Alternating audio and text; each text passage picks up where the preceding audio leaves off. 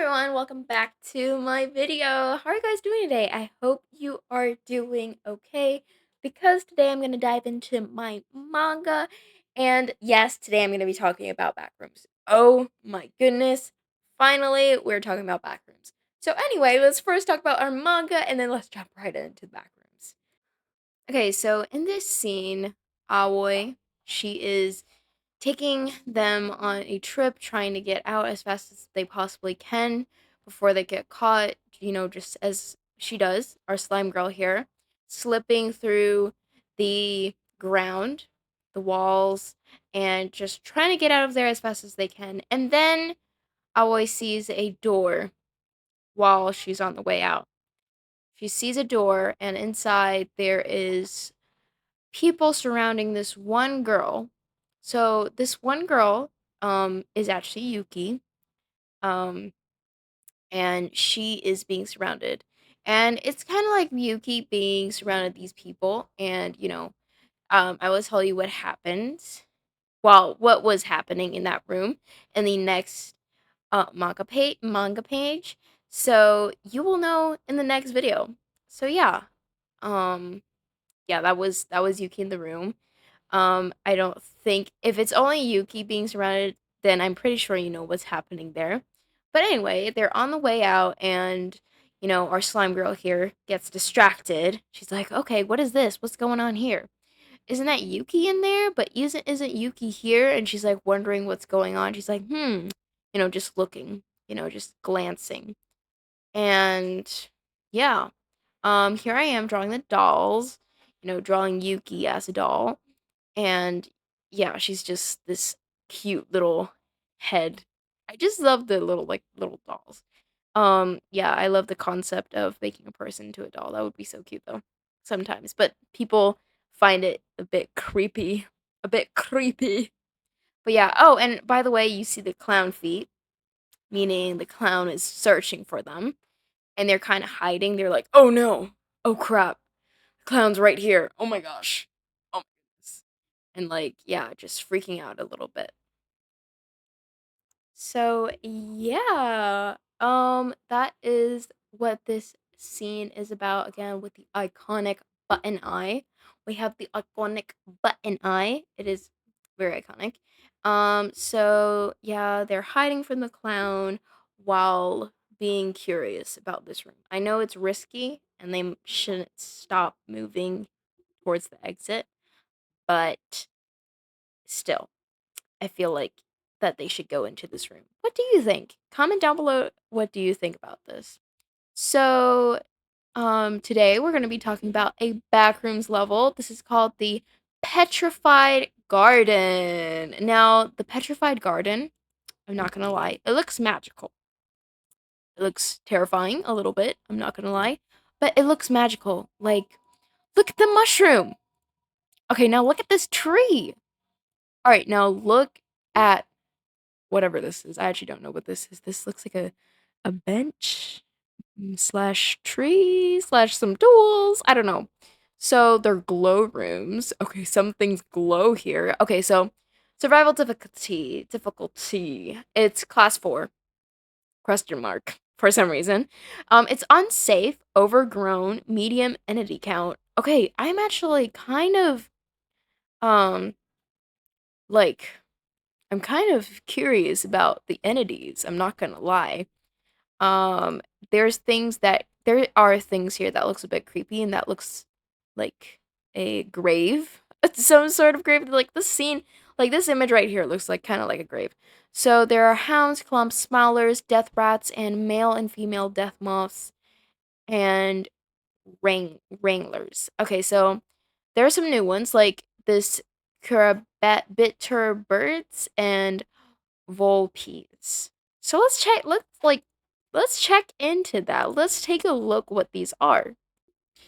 So anyway, this first entity that we have never encountered before, I present to you Volpes. Volpes. I present to you Volpes. Sorry, you couldn't hear me there. Yeah, so yeah, Volpes. This is what it looks like. I'm not gonna lie, this looks like a joke. I'm not gonna lie, this looks funny. Although this is basically a real fox. This looks like one of the AI generated pictures of a fox. Um, I'm not gonna lie, it looks a bit funny. But anyway, it is very hostile towards wanderers, but and they will try to eat you. They're like a meal. I mean, they're not a meal. You're the meal. Yeah, they eat it. They eat you. Yeah, basically. Anyway, you'll die, if they see you. Yeah, you'll die. um anyway, but if one is like, I don't know if this goes without saying, but like if one is wounded or tired or handicapped, it will do its best to avoid you at all costs.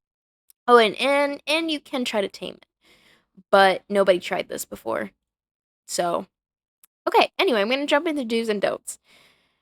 Give the volpe plenty of space. Don't attempt to approach one. Don't make contact. Yeah, this thing is hostile.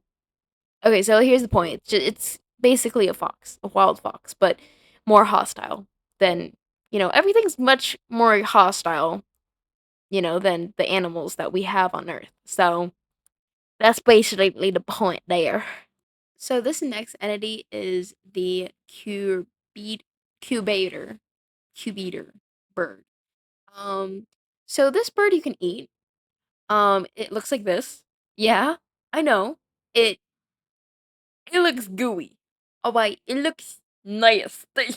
It looks slimy. Alright, maybe our girl Aoi would like this character, but yeah, it looks gooey. So these birds, they're not harmful at all. They're kinda cute, but at the same time, maybe not. But you can eat them. They don't harm you. They eat death moths, so good for you. Maybe having around as a pet would probably be pretty good. Um, you can eat them and keep the gel that they have on that big lump on their back. And do not touch their tongue because that's, you know, seemingly toxic probably, and it's gonna be messy. Um, the reason why their tongue looks like that is because they can let the death moths be attracted to light and warmness, and so they can eat them. Yeah, but they're very slow birds, so they're actually pretty good prey. But yeah, I don't think you could get much meat out of that, buddy. It's mostly just gel, you know what I'm saying? But yeah, this is what it looks like, and here are the do's and don'ts. Do use a ranged weaponry when attempting to hunt this entity. Keep the gel heated once harvest. Bring any specimens, living or dead, to the biological research team of backrooms. I don't know. And don't grab it by the tongue. Their saliva makes a dreadful mess, and they will make a go at you with their tonsils. Always. Anyway, it's just a very nasty thing. So yeah, that was that bird entity. Tell me if you like these two entities, these two new entities that we encountered in this specific backrooms level. And yeah, really this backrooms level is actually pretty fantasizing. But in a creepy way, not in a magical way, I'm not gonna lie. So I don't think I would recommend people going here unless you're gothic and like fairy type ish, then probably maybe. But yeah, it's kind of dangerous. All right, so let's talk about the drawing again. So now I'm pretty sure I finished the sketch, and now I'm doing the RGB manga. Yeah, totally. So, like, how are you guys been feeling lately? Tell me in the comments. And today I'm just gonna tell you about like literally my whole trip.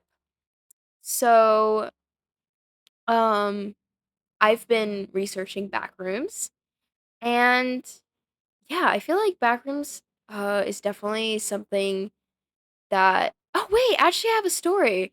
So Weirdcore. I got into Weirdcore about 2 years ago in 2021. And when I got into it, at first it was just like, wow, what are all these colors? It's giving me a weird feeling, like it's nostalgic but creepy at the same time. It's like feeling something that you never felt before, which is feeling something that you thought you felt before but you didn't. I don't know if you understand this at all, but it's more of a there's actually a word for it. There's actually a word for it. It is called anemoia. And yeah, the music and everything just really gave me this very big inspiration. And that is when I started getting into weirdcore, starting getting into the colors, and then I started getting into different type of genres of cores like glitchcore, hypercore, breakcore, and yeah, there's just so many, and it's just so cool.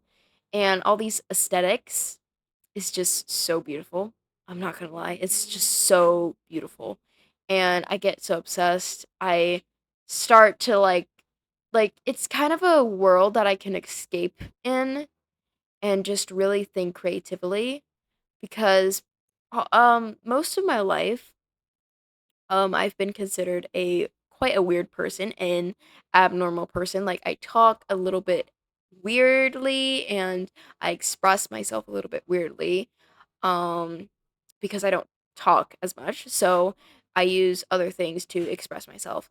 And yeah, it's definitely a big impact on me and I really connected to it very well and I don't connect it as well as I used to anymore because I am learning a healing process because weirdcore also stands for trauma core. So healing process, I'm currently really out of the situation. But hopefully you liked today's video and the back rooms and the entities. I will see you very soon. Subscribe and like. Bye!